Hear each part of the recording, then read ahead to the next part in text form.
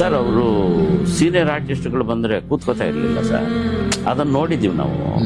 ಹೀಗೆ ಕೈ ಕೊಟ್ಕೊಂಡೇ ಇರೋರು ಹೀಗೆ. ಅವಳನ್ನು ನಾನು ಜೀವನ ಪೂರ್ತಿ ಮರಿಬಾರದು. ನೋವು ಅವ್ರ ಬಗ್ಗೆ ಮಾತಾಡ್ತೀನಿ.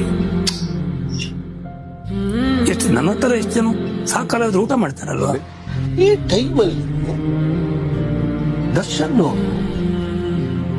ನನ್ನ ಅಕ್ಕನ ಕೈಲಿ ದುಡ್ಡು ಕೊಟ್ಟು ಹೋಗ್ತಾರೆ. ಅದ್ಲ ಗೊತ್ತು ನನ್ನ ತಂದೆ ಅಂತ್ಯಕ್ರಿಯೆ ಮಾಡಪ್ಪ ದರ್ಶನ್ ಅವ್ರ ಈ ತರ ದುಡ್ಡು ಕೊಟ್ಟಿದ್ದಾರೆ ಕಣಪ್ಪ. ಅವತ್ತು ಕೊಟ್ಟು ಹೋದ್ರು ನೀನು ಹೇಳೋದು ಬಂದೆ. ಯಾರಾದ್ರೂ ಪಿಕ್ಚರ್ ರಿಲೀಸ್ ಆದ್ಮೇಲೆ ಕೊಡ್ತಾನೋ ಕಾಸು ಕೊಡಲ್ಲ ಅಂತ ಮಾಡ್ಕೊಂಡು ರಿಲೀಸ್ ಅಂದ್ರು. ಆಮೇಲೆ ಸರ್ ಕಾಸು ತಂದು ಕೊಟ್ಟಿದ್ದು ನಿಜ. ಅದಕ್ಕೆ ಹ್ಯಾಟ್ಸ್ ಆಫ್, ವಂಡರ್ಫುಲ್ ನಿಜ. ಬೇರೆ ಯಾರಿಗೂ ಸಿಗದಂತ ಮನ್ನಣೆ ಅವ್ರಿಗೆ ಕೊಟ್ಟಿದ್ದಾರೆ. ಅದು ಏನು ಎತ್ತ ಅದ್ರ ಮ್ಯಾಜಿಕ್ ಇರೋದು ನಮ್ ಖಂಡಿತ ಯಾರಿಗೂ ಗೊತ್ತೇ ಇಲ್ಲ. Is blessed with